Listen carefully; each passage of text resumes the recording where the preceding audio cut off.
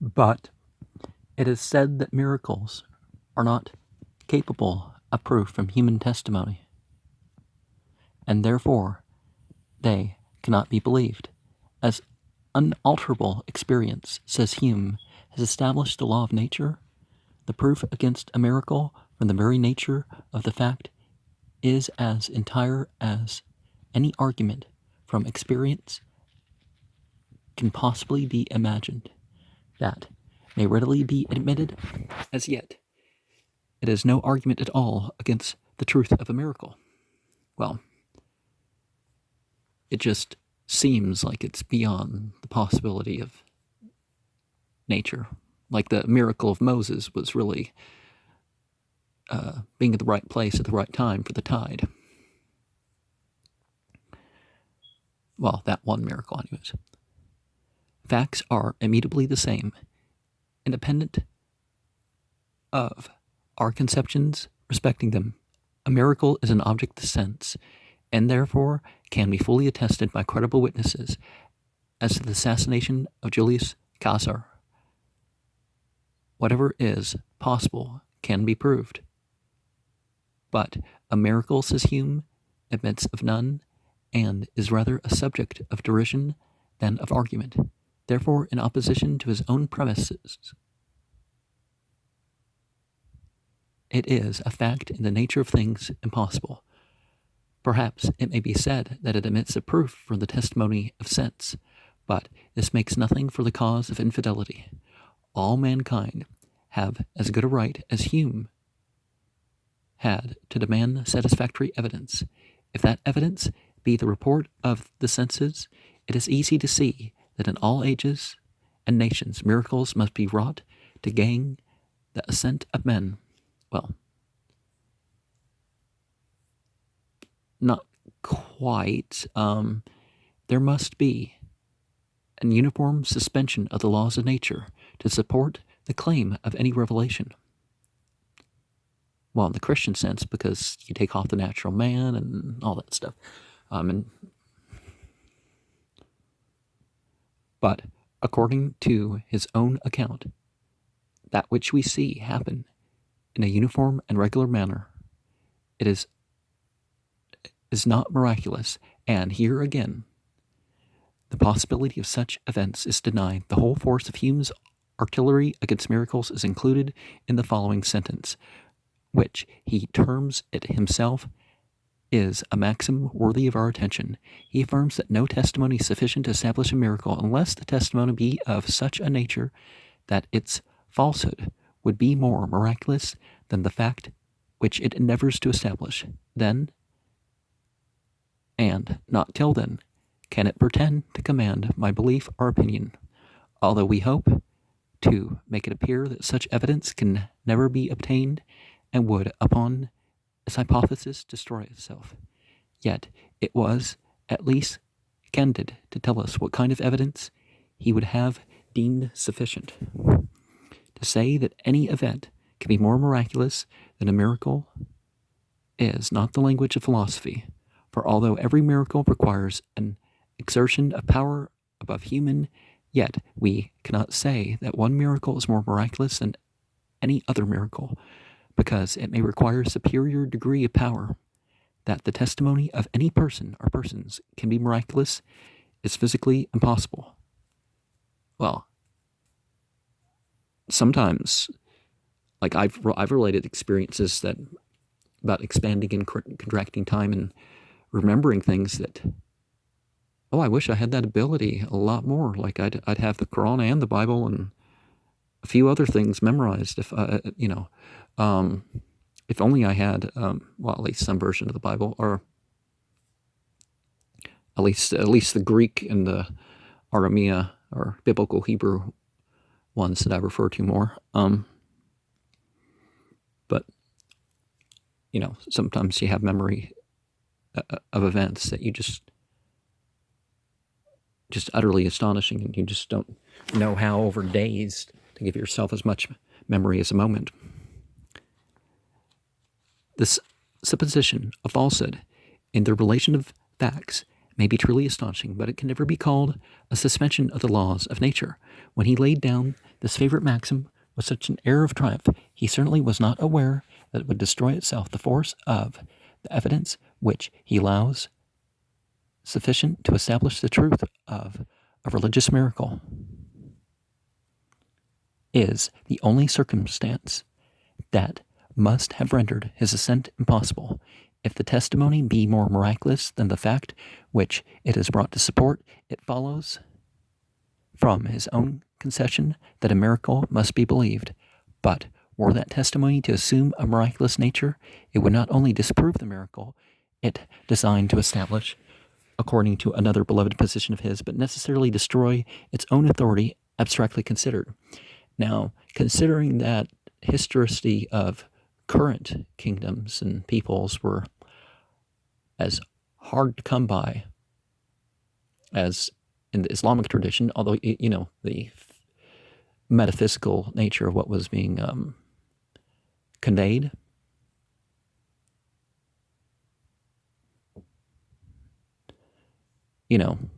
so to a Christian mind, the idea that people were so honest and would look at the character of everybody on a narration chain and refer to stuff like, well, did people who didn't believe Muhammad as a prophet testifying, but they were faithful about their testimony, either seeing the moon or whatever.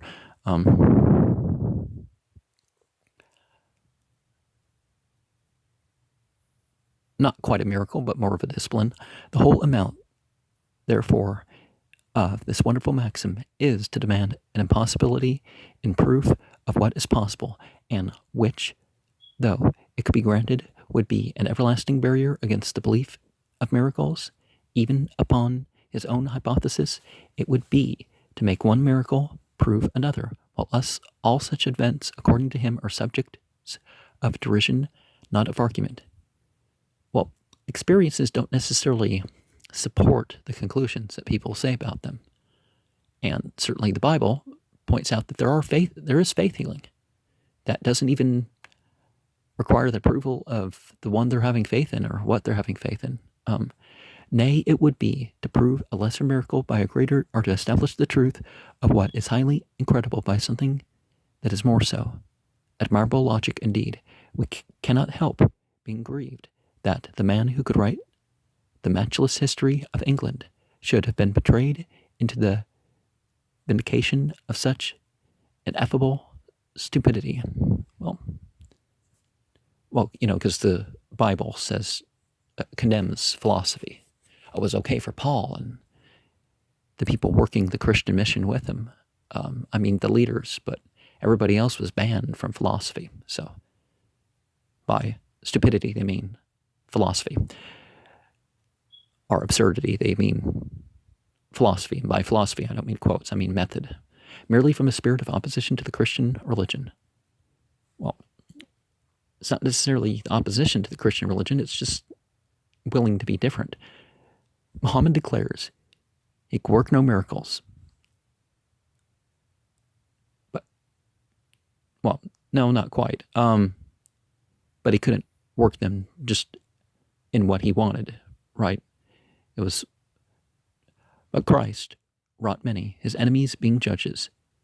They are objects of sense, and consequently as capable of proof as any matter of fact. The only circumstance which can affect their credibility is the suspicious character of eyewitnesses. Well, of course, they would criticize the Chinese chroniclers that saw the moon like it split, are some of those more local, and saying, well, maybe the guy's a wonder worker, but we're not going to believe him as a prophet.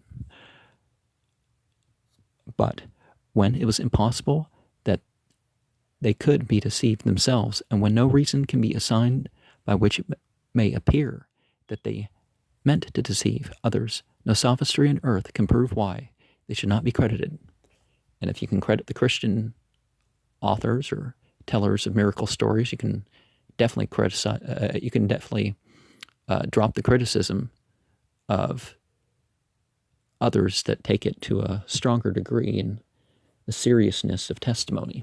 Leaving gaps, always leave gaps in your testimony. Being willing to leave gaps. Finally, no man who resolves to commence imposture must venture to exclaim against the peculiar foibles, not even the daring vices, of those whom he means to delude. This would be to rouse their indignation against him, to pave the way to innumerable sufferings, perhaps to death itself, and give the finishing stroke to his system as soon as it is formed, sensual happiness, grandeur, and dominion being the only objects he can possibly have in view, by endeavoring to delude mankind, and thus to rob God of his right. Well, God always has the right, but, violate the conditions in dealing with God.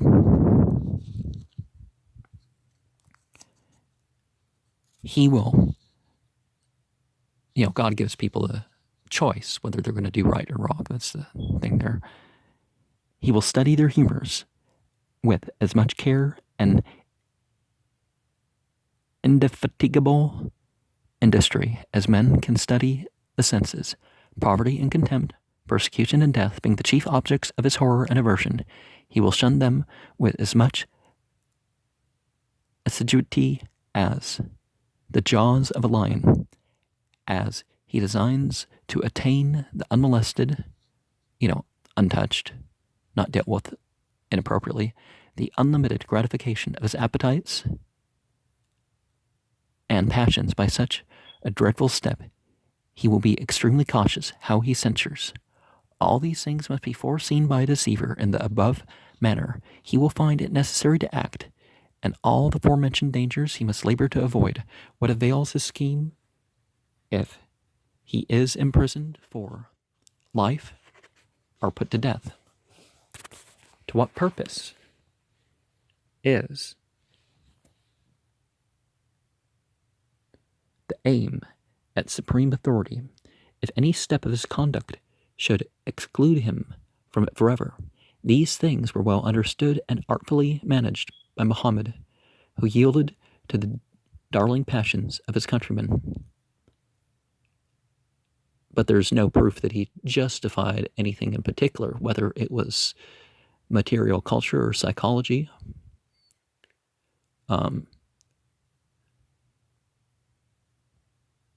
Before allowing, forbidding, or obliging anything, he, it was beyond what they liked and what he liked, but it wasn't against it either. It wasn't you like it or you don't. That was, was beyond that issue. And denied them the gratification of no appetite which they were determined to indulge. Now, even a Quran translation with gaps like the one you're going to find, forced marriage, rape of slaves, abuse of slaves, even to the point of striking them, even the point of slapping their face or whatever, or any sort of mistreatment of the slaves or the poor. People certainly desired to do otherwise, but they were corrected in that. People desired to do drugs, but they were corrected in that. They were, a lot of things. Not contented with allowing them to sin here and encouraging them in vices to which they were probably strangers before. Well, people sleeping around and not feeling like you had to get married are so cheating on your wife, but the women weren't allowed to cheat usually. That sort of thing. But no, there's no indication that even polygamy was introduced or anything like that. And polygamy is not a sin biblically. The guy's just been programmed against polygamy and keeping the balance in nature and that sort of thing, and encourage them in that which they were probably strangers for. He allowed them to hope for all manner of sensuality before everlasting ages. Well, you'll get what you want, except pure. No fight. You'll get better than anything you could ever want. That's the sort of thing talked about in the afterlife, but the afterlife with more detail than the Christian one in a smaller book. So, But Christ waged perpetual war with every species of iniquity and reprobated the most favorite vices of the greatest personages upon earth. Now, we can't establish that because the Bible leaves some things out, as I've shown in the Goetia work, and there's other works that I couldn't really find Old Testament, New Testament verses, sometimes none of either. The New Testament had less subjects dealt with too. In proportion as error and wickedness became popular, and consequently when it was dangerous for a deceiver to meddle with them, he increased in the thunder of his eloquence and force of his reasoning against them, making no secret of the terrible vengeance of Almighty God, which the wretched abettors of such a cause had to expect amidst innumerable trials, afflictions, and persecutions. He pursued impiety with a steady pace, and even in the certain prospect of death itself, he maintained his opposition to the commission of wickedness, instead of compromising the matters between men's preconceived opinions and his system. He combated every argument in support of error and absurdity with a resolute firmness which nothing could intimidate. By a candid examination of this concise contrast, it will appear manifest that Christ and Mohammed are antipodes to each other, if you consider Christ as being outside the law and calling people to worship him, but Muhammad opposing worship of everything that's male and are limited like creation is, and establishing a law that involves everything. If that's the view you have, you could say that they are antipodes to each other, but it was fanaticism that made it like Christ was. And that if the one of them be a deceiver, it is absolutely impossible that the other can. No, that argument doesn't pan out. People can be deceivers upon different types of path. Even if they're right about something, they can, it is extremely difficult in some cases to hate wickedness without at the same time abhorring its perpetrator. Well, the Bible says to hate even your own family for Jesus' sake. But if an historian is not capable of doing so, it is not to be expected that he will always speak the truth. To admit everything against Muhammad which ignorance or malice may deem it proper to advance is to deprive ourselves of the power of refuting the most consummate nonsense against Christianity. For example, Celsus wishes the world to believe that Christ wrought miracles by the power of his magic, but who in his senses will take the infidel's word for his, while reason declares it physically impossible to fill a man's belly by a legerdemain 10,000 shiploads of such a man as Celsus may affirm it, without running the hazard of being believed by any. In contemplating the wonderful revolution accomplished by Muhammad, the inquisitive mind seems not altogether satisfied with its ostensible reasons. If capable of bringing about the subjection of souls, it may be said that they do not appear adequate to the task of continuing it in existence and encouraging its spread. It must be granted that his flattering the great and bribing the poor, helping those in need with the state resources rather than building up his resources, and are putting his eating and dressing and stuff first. He modest, but he wasn't, gave away piles of stuff that was gifts, tribute, spoils of war, whatever. His indulgence and sensuality upon earth and voluptuous paradise beyond the grave, joined to the irresistible arguments of compulsion or force, which didn't happen in his lifetime, and he strongly condemned them. He, when someone apostatized, for example, he was questioned whether or not the person ever was Muslim in the first place, and he just said it to, because they were afraid of the people. And he said, don't make the people afraid of you, make the people, feel like you've set a good example. That was, people were set such a good example that people would want to be attracted to the faith. Could not fail to overpower for a little. But how has even the energy of the sword kept it so long in being? And of course, the areas where there was no fighting have the strongest Muslim majority areas. And those that did have fighting, the Christians and the other people, in almost every case, certainly every case where Islamic ethics were followed clear through, they weren't forced to change their religion. Now, Shabbatai Zvi, when he tried to overthrow, when he went around talking about how he's going to overthrow the state, the point of even causing riots, said that was kind of, that sounded like what he had to do, but he seemed to be a quasi-Muslim in some respects. Maybe he authentically realized that he was kind of, what did he do? Start a Sufi order or something? An eminent personage once said of Christianity, "If this work be of men, it will come to nothing. But if it be of God, you cannot overthrow it. No man, I trust, for the honor of his own understanding, will ever apply this to the religion of Mohammed and infer that it must be from heaven, as it has continued above 1,000 years. Such an inference would be sophistical and absurd. It is wholly destitute of external evidence, as we have formerly evinced, and it contains innumerable internal marks of forgery and deception." Well, no. Well, if it be of God, well, why does the Bible? Why do they change the books of the Bible to the point of having over 10,000 variants in the Greek and still variations in other languages later, to the point of adding new words and even verses? So what's that about? But the Quran, you can't find proof that any of it's been changed? Not a single letter? Okay.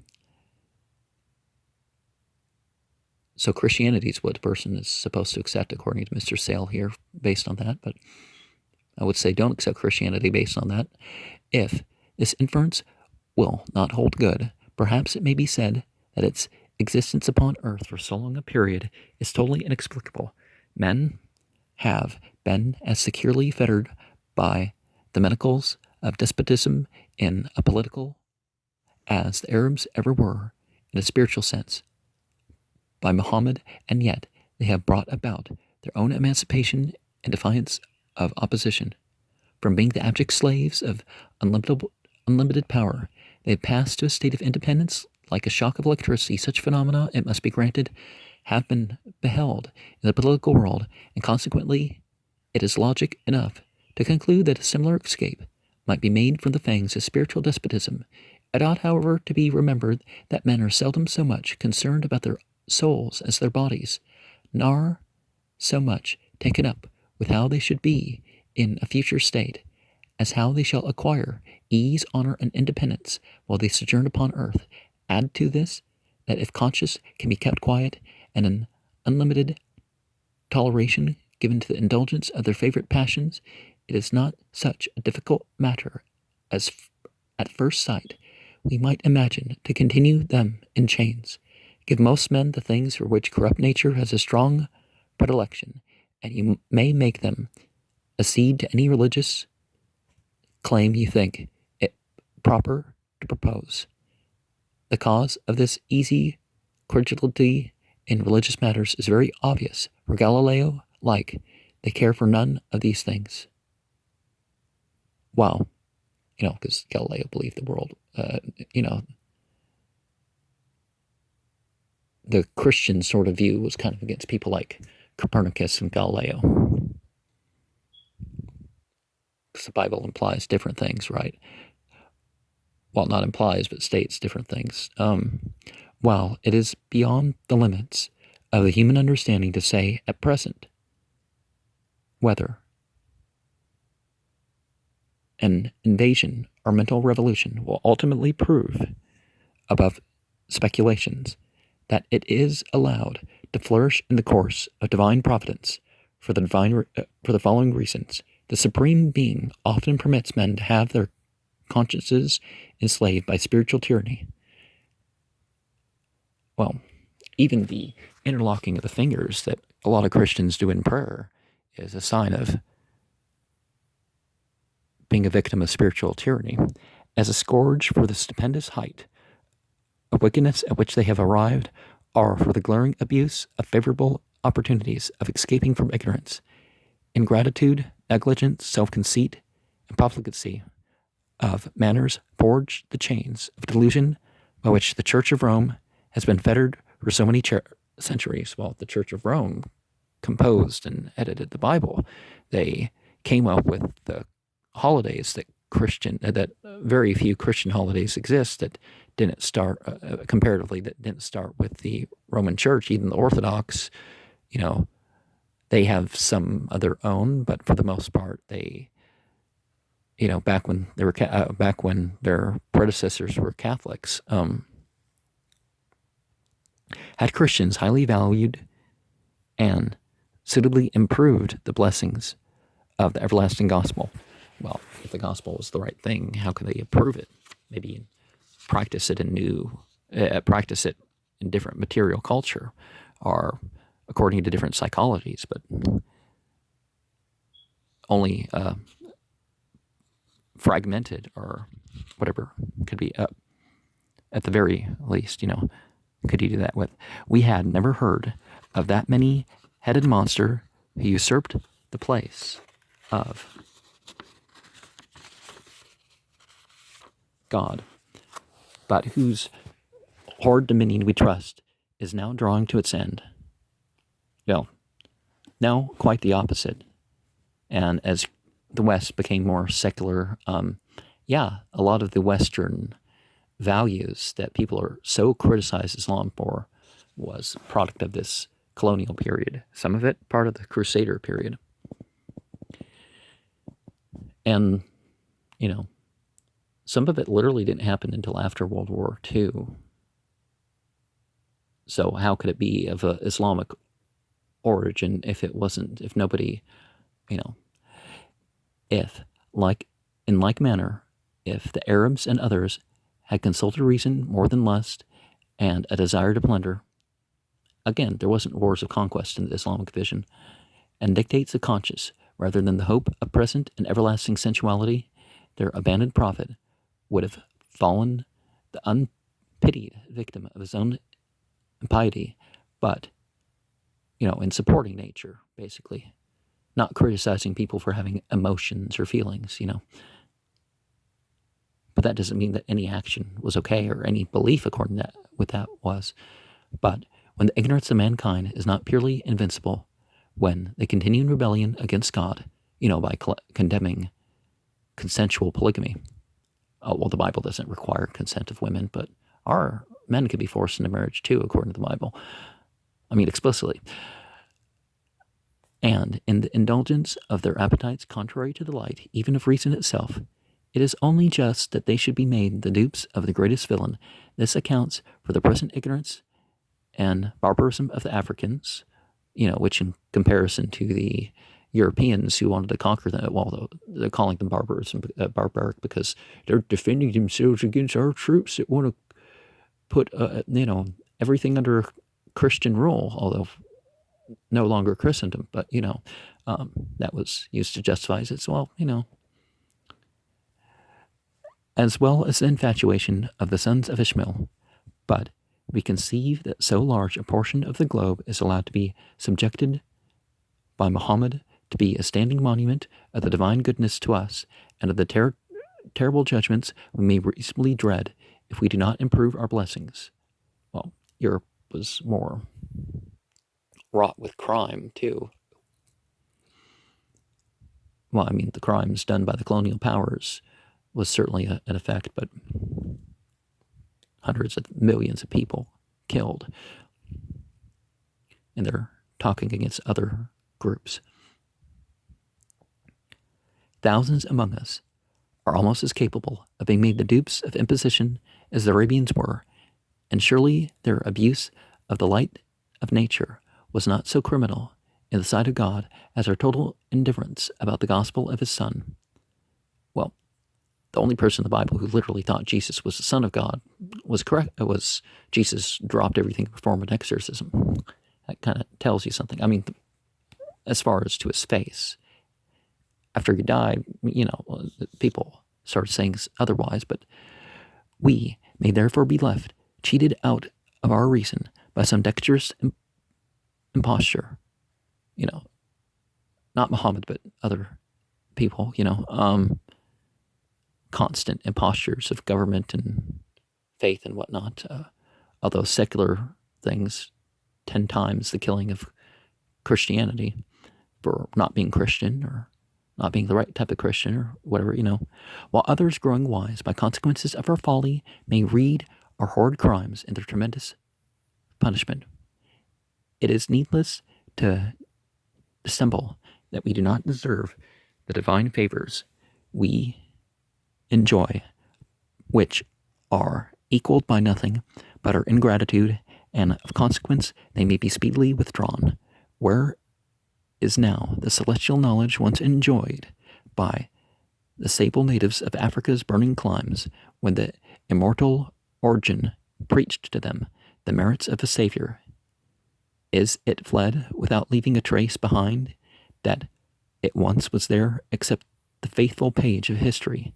And shall not we tremble if we are at present as enlightened as we are wicked? Let us not forget that we were barbarians in the days of Julius Caesar. People say Caesar, but Caesar seems to be the,